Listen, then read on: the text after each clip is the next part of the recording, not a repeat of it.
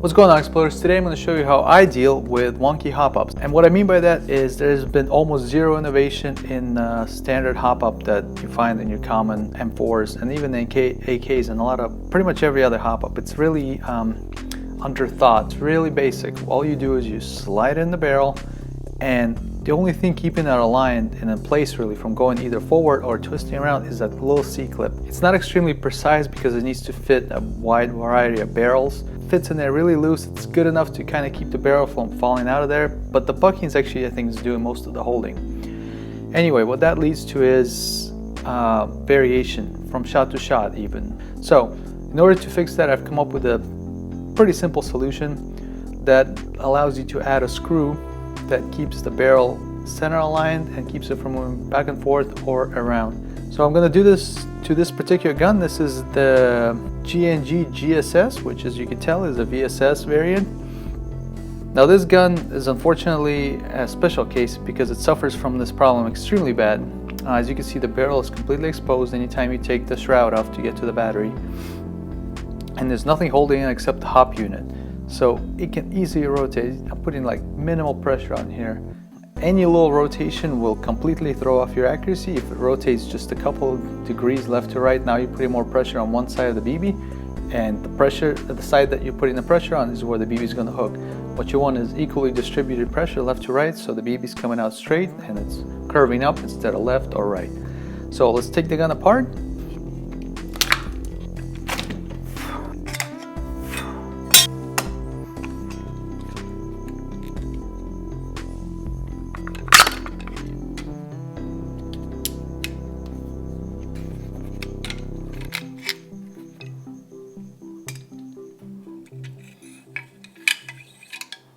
Got our hop disassembled here. As you can see, it's pretty similar to your standard M4 hop-up. So what my plan is, and I've done this before on one other gun, and it worked really well because I had the same issue, is to take this part here.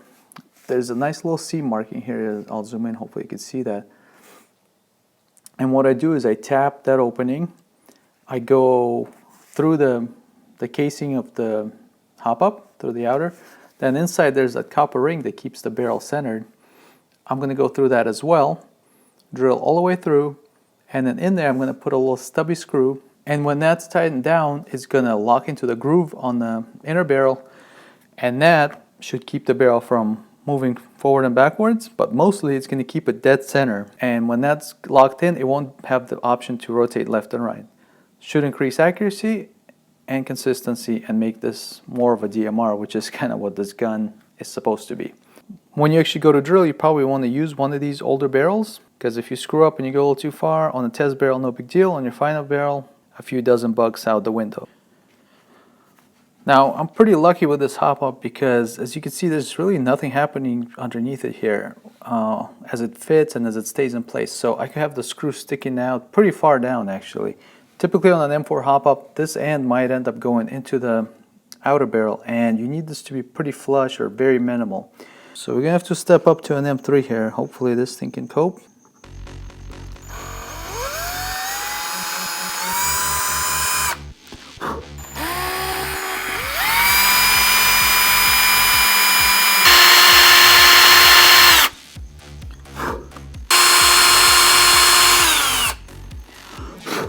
Let's pull this out. I'm going to go ahead and mark this so I know the front, where the front is next time I go to realign these together. So put a little black mark on the front of both of them. It's nice to keep it consistent. Let's finish the job here. Now we've made the hole. As we keep pushing forward, the threads are going to start being cut in here. So it's going to get a little bigger too.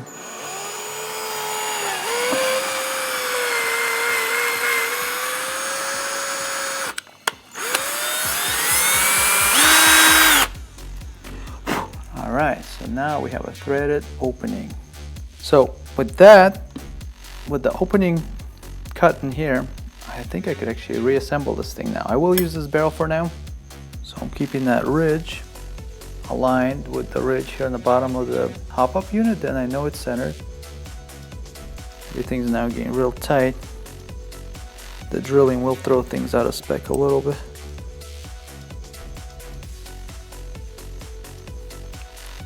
I'm using a full-size screw here. Well, full size, it's like a 12mm screw. But this one I could just tighten with a regular screwdriver. And with that tighten, you can see this barrel cannot move. Like, I don't want to yank on it and move it out of place. But if I loosen it a little bit here,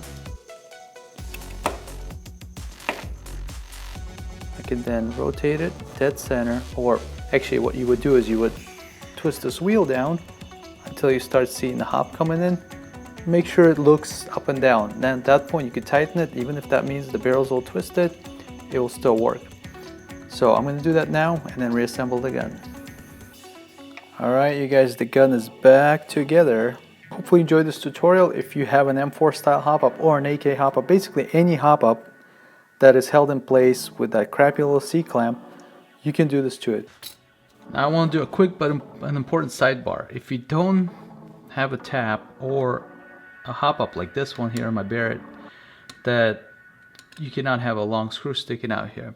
What I did here was just drill a hole, and then I essentially just forced the screw in there. And what that does, it ends up cutting threads on it to the point where you could thread it in, thread it out. It's kind of a forcible way to do it. It's much better to do with a tap, but I know not everybody has a tap, so you drill a hole smaller than the screw and then you force the screw in there. When you get it to the point where it's now in there, it's touching the barrel, it's keeping it from rotating. What you then do is you cut it flush, which I did, and then you take either a tiny hacksaw, which would be real difficult, but preferably a Dremel with a cutting wheel, and you just cut a horizontal groove in there. This one's all worn out, but once you do that, you're now able to screw it in and unscrew it, and it'll stay real flush. This works well, keeps the barrel from moving. Not as good as the other situation I have, where I could have a long screw sticking out and I have a tap to make the hole. But if you don't have any of those tools, you can do this. All you really need is a Dremel tool to cut it flush and then cut a groove. So just a little side point there. If you're finding yourself losing that alignment, go ahead and give this a try. Do it on your own risk. Thanks for watching. Be sure to subscribe. Now let's take this thing out to the range and see how it shoots. I'm not expecting accuracy, as the inner barrel I've mentioned is of poor quality, but I'm expecting consistency. If it's hooking left, I want it to hook left to the same spot every time. That would be good enough for me until we get the new barrel. So thanks for watching. Let's see how it does.